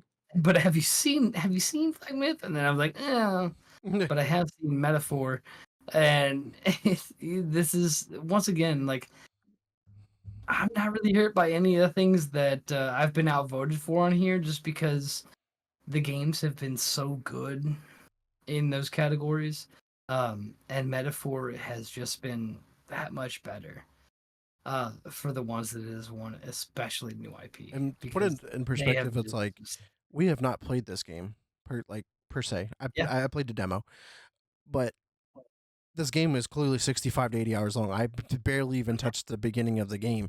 So it's like we're able to give this game so many awards just based on like what we've seen, what we've read, what we've heard, what we've seen, like from all aspects. Any part of the gaming industry is really talking about this game on how great it is. They really, really have been, and like that's why like when it came to between that and Black Myth, I was like, man, Black Myth is really fucking good. Like I played a little bit of it, saw a little bit of it, and then I'm like, man, but Metaphor is just for some reason, unbeknownst to me, only known to God, it has just been better. It really has. Um, and it's just been the story is so good. I wouldn't necessarily say the story is better, or maybe like some of the action is better in there. But man, this game outside of that has been wholly better. Yeah. And that's wholly with a WH. Thanks for the clarification, Scobie one. I've yet to really see people complaining about this game like they did about Black Myth on release. On release, it was like, "Have you seen this game?" Yeah, Well, yeah, a it lot looks of pretty good. the complaints out of Black Myth on release was because people's machines couldn't play it. I saw a lot of people saying like it was just a boss simulator. You beat it, you move to the next boss. You beat that one, move to the That's next boss. It just had a boss rush yeah, mode. and that's Yeah, why like, you get something like Metaphor in here where it's like it's not just you rush to the next boss, like a yeah. la fucking what was the game It's an about? Atlas game, you know. It's Yeah, all about the journey, the friends you made along the way. it was the real boss battle was the friends you made along the way. Yep. All right. So we do not have any more games or industry news to talk about, but we do have our last two remaining awards, and they're two of the most like prestigious awards, honestly, and that is Game of the Year and Most Anticipated Game of 2025. So we're gonna kick it off here with our Game of the Year, which again we do need the community's assistance here on deciding this, and hopefully we do not run into a tie again because we need an absolute winner here. But our nominations for Game of the Year is Metaphor ReFantasio, Black Myth Wukong, Helldivers 2, Astrobot, Like a Dragon Infinite Wealth, and Warhammer 40k Space Marine 2. Um, and it's so crazy to think that we've had a split decision here just because of some of the praise we give in some games versus other games. And it's just like, how do we go into a three-way tie? But here we are. The three-way tie is Black Myth Wukong, Space Marine 2, and Metaphor ReFantasio. So as I get this poll created here in the chat, so Roger, if you want to talk about these three games and just obviously we've been talking about them a lot here, but I know that your vote went to Space Marine 2. Tell me why yours should win out of these three. Space Marine 2, honestly, this year had been the game. The hype matched the quality of game we saw. It's a triple A that literally walks into a ring with it's a double A that walks into a ring with triple A and still comes out. It's like watching a lightweight beat a heavyweight and take punch after punch after punch and still keep going. That's fair. Sorry, I'm trying to type up this poll here. Scott, if you want to take it away and tell me why Black Myth Wukong has won your Game of the Year. So I think the biggest reason that Warhammer 40k is biggest in everyone's mind is because that's the most recent, right? So everyone remembers like the newest, coolest thing that was like 2 months ago. Started there. But I feel that Black Myth Wukong, although we joke about it being a boss simulator, things like that, and you had spoken earlier where it's like we've spoken so highly of certain games in this category. We've spoken so highly of games in this category vis-a-vis games that they were facing in other categories. Like it's easy to say that one game is best in a fighter or action or adventure category, but when you start looking at game of the year, then you have to start looking at your whole like well-rounded concept. And when it came out, how relevant it was the entire time, and the gameplay that had come from it. My argument was for Black Myth because not only did it come out earlier this year and still retain its relevancy, the graphics were amazing. The sound effects were outstanding as far as from what I've heard based off of once again just watching the game. but this was, I think Black Myth was a very welcoming Souls-like. It was very forgiving. It gave you that that Elden Ring feel without the Elden Ring pain, which was a lot of heartache coming out of last year for the Elden Ring community. And this had just been a really well-rounded story. It was a good story. It was cinematically pleasing.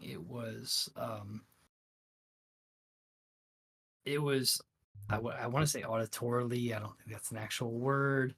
It was nice to play. The story was great. The sound and the sound engineering behind it was good. This was overall like not lacking significantly in anything else like the rest of the games in our nominations were.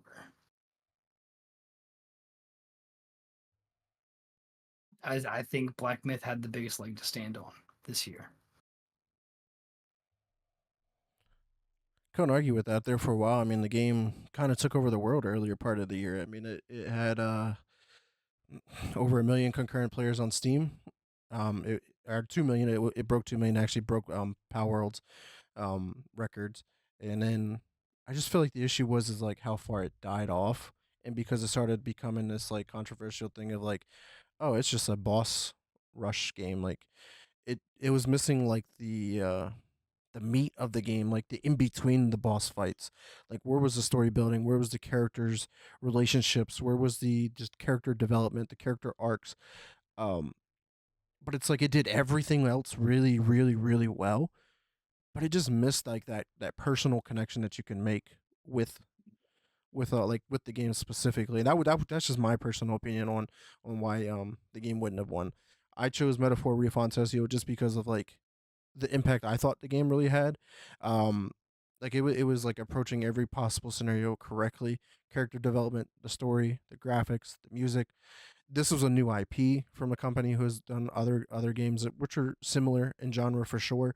Um, but then like tackling different political issues, but then doing it in the most politically correct way of doing it, from like the pronoun situation to the transgender issues that it was having. Like this game had more of an impact both in the game but also outside of the game, and that's why I wanted to cast my vote that direction. But as you can see here, the game of the year from the Press Start podcast is Space Marine 2. And the thing is, like Scott, you've been saying a lot this episode, I'm not upset with this because I played and beat Space Marine 2. This would be my game of the year if I only made a list of games that I played. Honestly, I'm trying to look here on my list on games that I've beaten. Of course, it logs me out. Why not?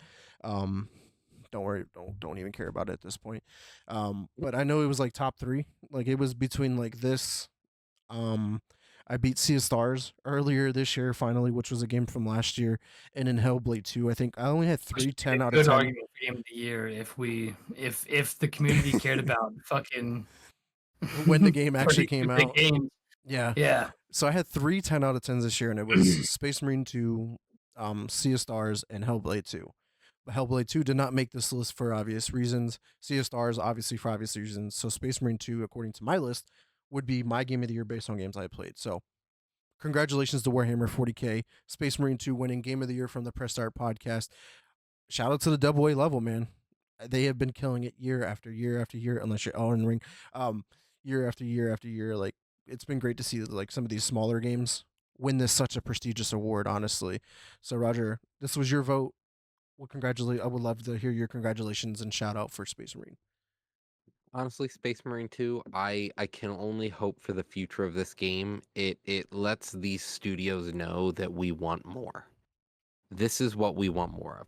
Yeah, Black Myth Wukong was great. It's a good game. It well designed.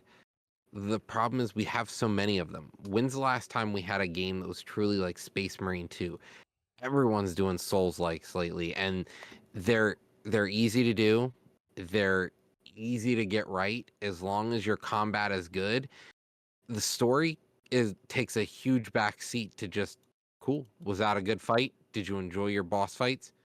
You're gonna remember those moments. Yeah, because it's And an I think adrenaline Space Marine junkie. 2, yeah, like where Space Marine 2 though was a cinematic adventure from beginning to end. Even in the combat, it felt like everything was a cinematic. Every fight felt good, not just like the boss fights. Every fight. You walked through a room, you got 30 Termagants rush you, you felt it. You started slicing through them one at a time, and every time you hit the button, your guy stopped what he was doing. Like he'd grab a Tyranid out of the air and just stomp it and just keep going. And it wasn't like he would jump to it either. No, he would It was fluid. move to the next action and it was fluid. Everything about it just felt like it was hitting. Yeah, I mean, I couldn't have said it any 100%. better. Like the game was fucking crazy. Like just looking even off into the distance, like how much this game was rendering at one time was absolutely impressive. All of the Tyranids on one time, like obviously they were building off of the World War Z engine, and what was capable in that game with the hordes and whatnot. But like seeing it in this game, and like the gruesome that you were, the grotesque that you were dealing with was absolutely incredible. And like Roger, you called it out several times in the middle of the fucking game. You're like, yo, did you really just grab that motherfucker out of midair and just curb stomp him while you were taking care of this other guy over here? And I was like, yep, I guess so. It was so fluid. I was just like, God, next, moving on to the next thing. And I'm like, yo, crazy. It And it was felt such a so fleshed out fluid, so game good. because like the campaign was great, but playing those separate operations, which basically told like another story alongside the main story that you're doing, And it, because and like it there was wasn't two like teams. another story. It was the multiverse of it for you. It was like everything it was all the same story. And it was just different perspectives, the different things that had to go together. Like you're playing a mission and you are getting swarmed by like 3 hive tyrants and some carnifexes, and you're just like, what the fuck do I do? How do I live here? And then the fucking death throes goes off a mile away. You watch it and you're like, that's the end of another act. Somebody, that is a whole mission you're gonna play across the map over there. Yeah. Yeah, absolutely incredible. And then the multiplayer experience, I did not check out, but that was even just another enjoyable part, like to the game as well. It seemed like, but then like the constant flow of updates and new operations and new skins and new modes and just what they've been doing to the game has been really really done well. Hmm. So again, we do want to shout out Warhammer 40K Space Marine 2 on winning the official Game of the Year award from the Press Start podcast here. But we do have one more award to give out, and guess what, guys? We do need your vote again, because for some reason we cannot agree on the most anticipated game. Even though I think it would be unanimously GTA 6, which was what we kind of talked about previously. It's like, what other game outside of GTA 6 are you most excited on? And that's where we kind of ran into the dilemma. I personally voted for Ghost of Yotai. Roger voted for Avowed, and Scott kept his vote for GTA 6. So we do need your vote now on Ghost of Yotai, Avowed, or GTA 6, and who was going to be the most anticipated. But nonetheless, Roger, let me hear about why you chose Avowed as your most anticipated game of 2025. When's the last time you felt like this developer has failed you? Let me just remind you. This developer has made some crazy games throughout the years. And I've never felt like Obsidian has let me down. We've got the Outer Worlds. We have the Pillars of Eternity. South Park, Stick of Truth. Like this is a company that when they make something new, they make something new that everyone's ready for. Like they are the team that made Baldur's Gate. They're the team who did Fallout. Like they did part of Fallout New Fallout. Vegas, Fallout New Vegas, specifically, Objectively, one of the best Fallout games. if not the best. So like anything they put their hand on feels like gold. That's It for sure. just it doesn't feel like they flop. Yeah, it looks like we got some more votes in for this one. Yeah, I agree, man. Like since Avowed was officially revealed with the shooting the arrow across the map into the skeleton here, and then you see the guy holding the wand and then summoning some magic, and that was that. You're like, okay, but what the fuck kind of Yeah. game is this? But over the past few weeks, we've been seeing more and more gameplay, more and more game previews. Obviously, the game was delayed from November to February, and for good reason. But their original reason was because too many games were releasing in November, but then all those games also delayed until February. So they're back in the same dilemma. But I think the game is going to be that much polished that it's not going to matter when it does release. Like at this point, and the fact that it's day one into Game Pass, it's going to be hard to argue why Avowed is not going to be exciting. But I did cast my vote for Ghost of Yotai, given the fact that I've never played any of the Ghost games, but I have Ghost of Tsushima now for the PS5. Going to be one of the first games I play in 2025 alongside Metaphor Refantazio. But I have a collector's edition art book for the Ghost of Tsushima because of how exciting like the game itself felt to me, but I just never knew when I was ever going to get to it, you know. And now I'm able to, and then they were like, "New games on the way." And I'm like, "Ooh, why not?" And it just looks really fucking good. I understand the excitement behind GTA 6. I'm not a huge fan of GTA games in general. Um, Shout out fun fact. I don't know if you guys saw the news, but PlayStation actually confirmed that they made like 3 of the GTA games during the PS2 era exclusive to their console because they were really, really concerned and scared of Xbox entering the market. Crazy fun fact that they just announced. But yeah, I was just like, man. But yeah, 2025, I think has potential to be one of the greatest years of gaming. Obviously, we say it every year after year after year, but like this year feels really different with like having the massive games of what we're seeing here. Especially like GTA 6 alone is going to break the games industry. It is going to break the So let me stop you entertainment there. history. Let me stop you there at that point. First off, Obsidian never made Baldur's Gate 3. Secondly, So Baldur's Gate 2. They okay, made 2. Baldur's Gate Yes. and Baldur's Okay. Gate 2. I thought I misheard. No, I no, thought no, you no, said no. 3. No. 2, 1 and 2. Which Secondly, were objectively the best CRPGs until the third one got made. secondly, right? You both just went for your vote and you said, yeah, like all of these great things about your vote. And then Vic just wrapped that up by saying, it doesn't matter. GTA 6 is going to break basically the world. It's a game for every man. That's And the woman. thing. So when it comes to most Yeah. anticipated, it's gonna be GTA 6. It's gotta be at this point. Because despite the arguments that both of you have made, which were both very well versed and very, very accurate, because all of these games are amazing and a lot of people want these games and love these games, you just self-admitted Oh, yeah. GTA 6 is gonna break this shit. But then, that's the most anticipated for the industry. But let's be honest, it's not the most anticipated for either of us. Do you want a game that's just Yeah. is it most anticipated for Vic, or is it most anticipated for Roger, or is it most anticipated for Scott? Oh yeah. Yeah. Like No, I agree. I don't play Grand Theft Auto games. And let's be honest, Vic said as going into this, let's discuss how we need to choose the most anticipated game outside of GTA 6. Yeah, at this entering the point. category. That's what I was Yeah, gonna it's like coming into this entire category, like outside of Grand Theft Auto 6, let's go ahead and pick a best most anticipated. But like to have Grand Theft Auto 6 as a choice in here and say, without choosing Grand Theft Auto 6, what do we think is going to be most anticipated? Who's the runner-up? Yeah. Yeah, The runner-up is the real winner here. we're picking like the best loser at that point when it comes to Grand Theft Auto 6. Well, according to the community, alongside with all of our votes, Ghost of Yotai has won the most anticipated game of 2025 from the Press Start Podcast Game Awards. So shout out to them. I want to see that poll. I'm really Where'd fucking that poll excited. go? It was like 3-1-1-1 or 3-1-1. Where'd that poll go? But yeah, shout out to that. I do argue that I think overall, like if we were a much bigger venue, I think that GTA 6 probably would have been a landslide, just because of the nature of the game. But our closely knitted community has voted otherwise. Mm. So shout out to them on making Ghost of Yotai Press Start Game Awards most anticipated game of 2025. But that is all of the awards that we do got this year.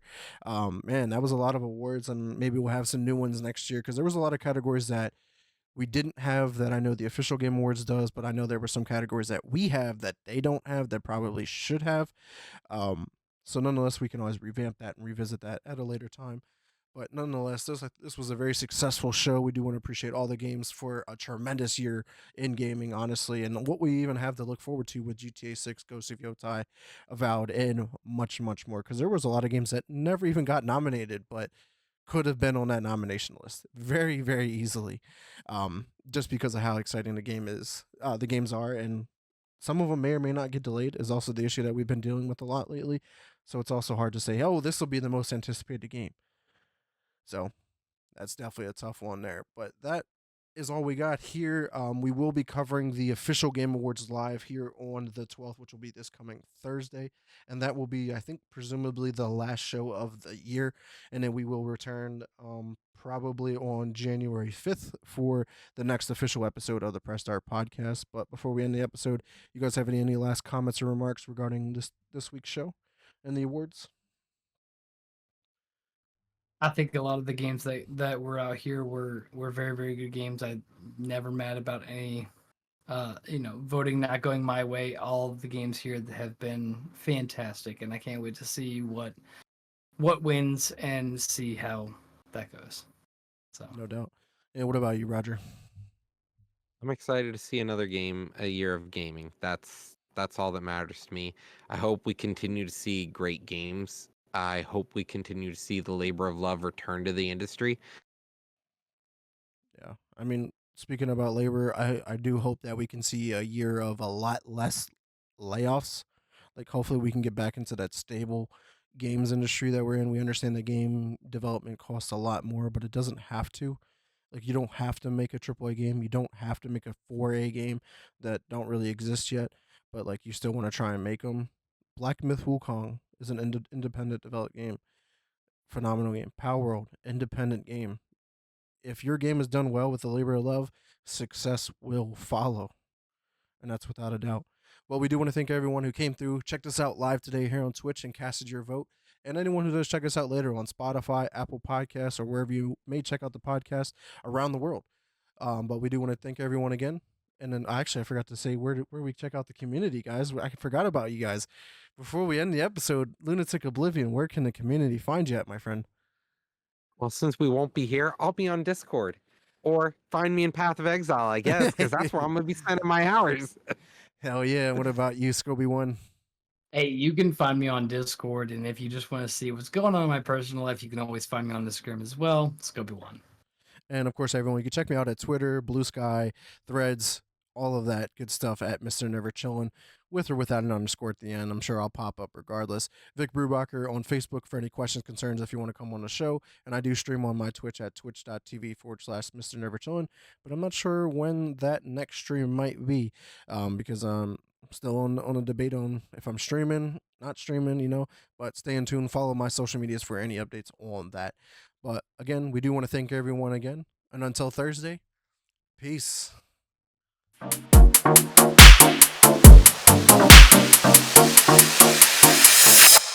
Press Start Podcast.